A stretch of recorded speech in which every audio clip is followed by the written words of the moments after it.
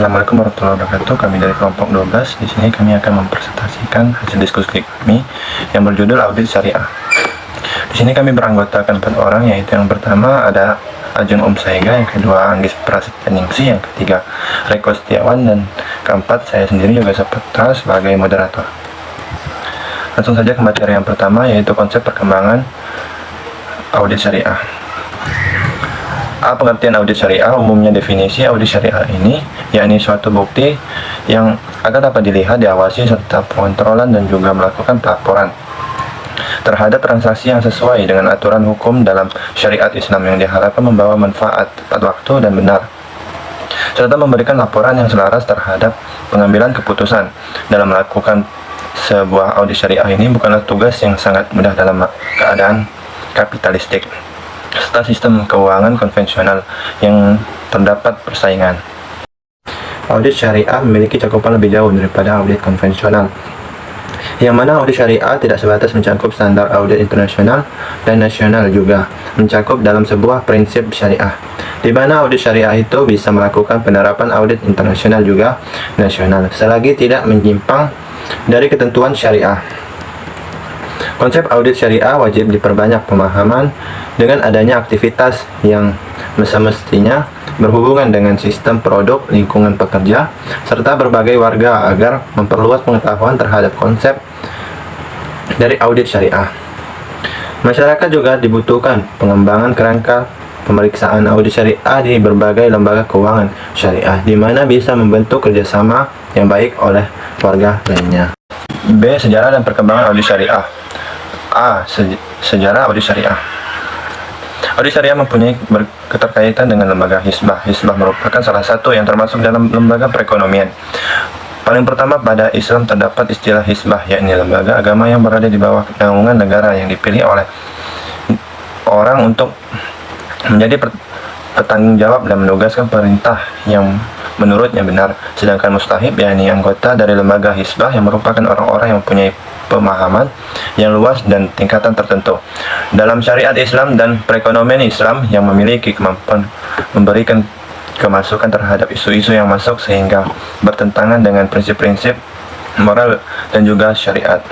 Lewis memberikan pendapat berdasarkan apa yang dikutip oleh Yakub dan Donglah, bahwa aturan yang disetujui Nabi Muhammad SAW serta para sahabat di awal negara Islam itu guna melestarikan serta mengabadikan kelembagaan.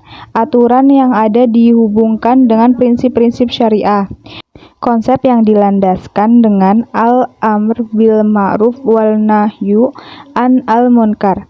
Auditor syariah yang mempunyai kedudukan yang hampir sama dengan muhtasib, yakni yang bertanggung jawab atas konsep taklif atau tanggung jawab maupun akuntabilitas, agar dapat memastikan bahwa lembaga keuangan syariah secara hukum diperketat untuk memeluk aturan syariat Islam. Lembaga Hizbah mengalami keruntuhan pada tahun awal 1900 saat Khalifah Islam yang terakhir berada di Turki Utsmaniyah. Lembaga Hizbah mengalami keruntuhan pada awal tahun 1990 di Turki Utsmaniyah yang dialami Khalifah Islam terakhir. Negara Islam yang dipercaya serta diberi batasan untuk negara-negara yang kini sudah ada di bawah penjajah. Begitu pula audit syariah adalah istilah baru yang walaupun perbankan Islam yang modern serta keuangannya ada mulai tahun 1960-an.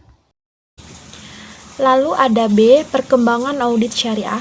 Kerumitan dan semangat dari perusahaan mengalami peningkatan terhadap kebutuhan audit syariah sehingga lebih memberikan pandangan yang lebih baik ke depannya dan memberi jaminan ke pengguna lain untuk menjalani ketaatan yang sesuai dengan syariah dari semua sistem dan pengoperasian lembaga keuangan syariah. Sahul memperbaiki akuntansi syariah dengan cukup luas apabila dibutuhkan untuk bertahan di dalam periode yang panjang. Dalam abad ke-21 semakin memberikan keuntungan sebab perkembangan yang drastis dari pasar modal syariah serta sektor perbankan syariah yang memperoleh pendapatan yang semakin besar karena dorongan pemerintah. Dari itu dapat menaikkan pertumbuhan dalam perbankan syariah serta pasar modal yang diharapkan dari auditor syariah adalah mempunyai tugas yang semakin besar. Sebagian mayoritas lembaga keuangan syariah masih memakai konteks audit konvensional seperti halnya di Indonesia. Kerangka dalam audit syariah sebaiknya juga ada perbedaan terhadap kerangka pada audit konvensional. Dalam pelatihan awal, sebagian besar banyak yang merespon bahwa ada kebutuhan audit syariah menjadi tidak sama dengan kerangka konvensionalnya.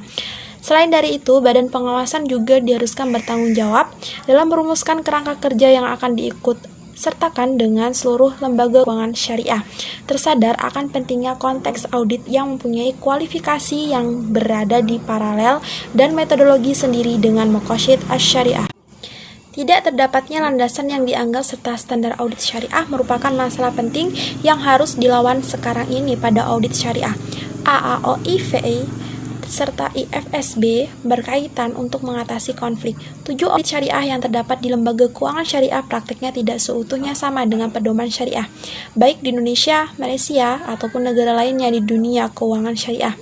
Para pihak yang biasanya terkait dengan audit syariah pada lembaga keuangan syariah ini menganggap perkembangan fungsi audit itu mempunyai kerangka audit yang lebih tepat untuk masa depan.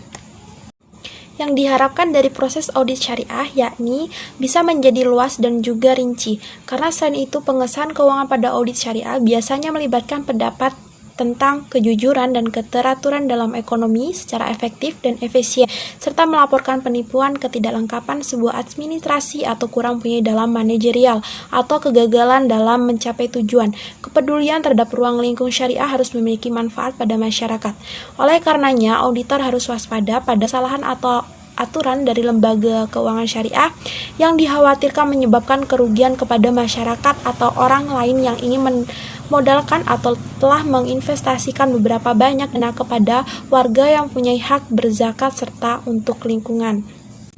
Pada Islam memberatkan konsep dual akuntabilitas di mana seorang memegang tanggung jawab terkait perilakunya di kehidupan serta pertanggungjawabannya di akhirat pada Allah. Kondisi tersebut disebabkan dalam Islam mengenai audit sudah diturunkan dari berbagai nilai dasar warga Islam serta pedoman syariah. Landasan hukum dan standar audit syariah. Landasan hukum audit syariah yang pertama Al-Quran, surat Al-Infitor ayat 10-12 yang berbunyi, wa inna alaikum lahafidhin kiraman katibin ya'lamuna ma taf'alun. Artinya, padahal sesungguhnya bagi kamu ada malaikat-malaikat yang mengawasi pekerjaanmu yang mulia di sisi Allah SWT dan mencatat pekerjaan-pekerjaanmu itu, mereka mengetahui apa yang kamu kerjakan. Dalam surat Al-Infitor ayat 10-12 di atas telah diterangkan bahwasanya malaikat itu penjaga yang amat mulia dan bertugas mengawasi manusia. Oleh karenanya jangan kalian berbuat keburukan karena mereka akan mencatat setiap keburukan yang kalian perbuat. Begitu juga auditor yang selalu dalam awasan Allah Subhanahu wa taala dan malaikat akan mencatat setiap perbuatannya. Maka dari itu, auditor harus melakukan pekerjaannya yakni menilai kewajaran dari laporan keuangan dengan kejujuran dan keadilan. Sebab akuntansi syariah senantiasa harus menjaga serta menghindar dari perbuatan yang tidak dicintai oleh Allah Subhanahu wa taala karena ketakutan akan memperoleh sanksi akhirat kelak. Kemudian yang kedua al-hadis. Hadis riwayat Abu Daud dari Abu Hurairah, Rasulullah SAW bersabda, Inna Allah Ta'ala yaqulu, Ana thalithu syarikaini ma lam yakhun ahaduhuma suahibah, fa idha khana ahaduhuma suahibahu kharajtu min bainihima. Artinya, aku jadi yang ketiga antara dua orang yang berserikat selama yang satu tidak khianat kepada yang lainnya. Apabila yang satu berkhianat kepada pihak yang lain, maka keluarlah aku darinya. Kemudian yang ketiga, undang-undang. Accounting and Auditing Organization for Islamic Financial Institution, di mana sudah membentuk yang pertama, tujuan serta standar auditing untuk lembaga keuangan. Yang kedua, kode etik untuk akuntan serta auditor lembaga keuangan. Yang ketiga, standar akuntansi untuk lembaga keuangan terutama bank. Yang keempat, konsep serta tujuan akuntansi keuangan untuk lembaga keuangan. Berdasarkan prinsip dari audit AOIV ialah yang pertama, auditor diharuskan untuk melakukan perencanaan serta melakukan audit dengan potensi profesional, waspada serta sadar akan seluruh kondisi yang berpeluang mengakibatkan kesalahan penyajian laporan keuangan. Yang kedua, auditor diharuskan melaksanakan audit berdasarkan standar dari ASIFIS atau Auditing Standard for Islamic Financial Institutions. Yang ketiga, auditor pada kelembagaan keuangan syariah diharuskan menaati ketentuan profesi akuntan dari the International Federation of Accountants, dan AAOIV yang tidak berlawanan akan ketentuan serta pedoman Islam. Kemudian yang B, standar audit syariah. Kesadaran dan perkembangan ekonomi syariah membutuhkan lembaga sebagai standar keuangan syariah. Dengan berdirinya lembaga ini menjadi arahan atau pedoman bagi lembaga keuangan syariah di seluruh dunia. The Accounting and Auditing Organization of Islamic Financial Institution atau AAOIV yang sebelumnya bernama Financial Accounting Organization for Islamic Bank and Financial Institution didirikan pada tanggal 1 Safar 1410 Hijriah atau 26 Februari 1990 di Algeria. Baiklah, materi selanjutnya adalah pelaksanaan audit, prinsip umum audit, Accounting and Auditing Organization for Islamic Financial Institution adalah sebagai berikut. Yang pertama, auditor lembaga keuangan Islam harus mematuhi kode etik profesi akuntan yang dikeluarkan oleh AAOIFI dan The International Federation of Accountants yang tidak bertentangan dengan aturan dan prinsip Islam. Yang kedua, auditor harus melakukan auditnya menurut standar yang dikeluarkan oleh Auditing Standard for Islamic Financial Institution. Yang ketiga, auditor harus merencanakan dan melaksanakan audit dengan kemampuan profesional, hati-hati, dan menyadari segala keadaan yang mungkin ada yang menyebabkan laporan keuangan salah saji. Selanjutnya, prosedur yang dibutuhkan lembaga keuangan Islam berpedoman dengan persyaratan yang ditentukan oleh yang pertama, aturan dan prinsip Islam. Yang kedua, standar Auditing Standard for Islamic Financial Institutions. Yang ketiga, badan profesi resmi. Yang keempat, peraturan regulasi lainnya. Yang kelima, peraturan dan prinsip yang tidak bertentangan dengan aturan Islam yang berkaitan dengan penugasan. Yang keenam, International Standard on Auditing dianggap termasuk di dalam aturan ini sepanjang tidak bertentangan dengan Auditing Standard for Islamic Financial Institution. Selanjutnya adalah standar auditing menurut Accounting and Auditing Organization for Islamic Financial Institution atau dikenal dengan nama Accounting Standard for Islamic Institution nomor 1 dengan judul tujuan dan prinsip audit yang disusun oleh tim yang beranggotakan 14 orang dan standar ini berlaku sejak tanggal 1 Muharram 1418 Hijriah. Standar ini disahkan pada pertemuan Dewan ke-11 yang dilaksanakan pada tanggal 2-3 Muharram 1417 Hijriah atau 19-20 Mei tahun 1996. Accounting and Auditing Organization for Islamic Financial Institution dalam standar auditing tahun 2010 membutuhkan auditor eksternal untuk memperoleh bukti yang cukup dan tepat yang mendukung pendapat auditor eksternal untuk memberikan keyakinan memadai bahwa lembaga keuangan syariah telah memenuhi semua aturan syariah dan prinsip-prinsip termasuk fatwa yang dikeluarkan oleh Dewan Pengawas Syariah.